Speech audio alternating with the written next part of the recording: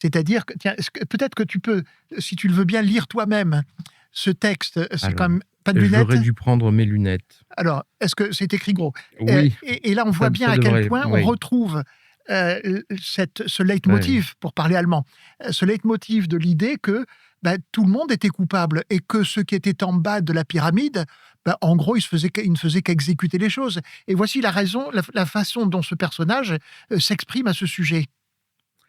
À ce gros contingent de coupables aurait dû s'ajouter l'état-major complet de la Wehrmacht, les 3/4 de nos généraux, les SS et la SA, nos faisans dorés et autres membres influents du parti, mais aussi les policiers et les magistrats aux ordres, les industriels gavés de commandes de l'armée, les médecins et infirmières euthanasieurs, les directeurs d'usines et chefs d'ateliers esclavagistes, les cheminots qui roulaient vers Auschwitz, Bergen-Belsen ou Brunwald, les techniciens et géomètres dont le talent avait permis à nos camps de sortir de terre.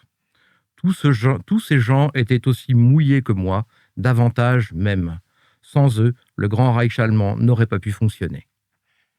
Donc là aussi, on retrouve une espèce d'archétype de l'argumentaire qui est un argumentaire d'évitement Oui, de la absolument, culpabilité. absolument.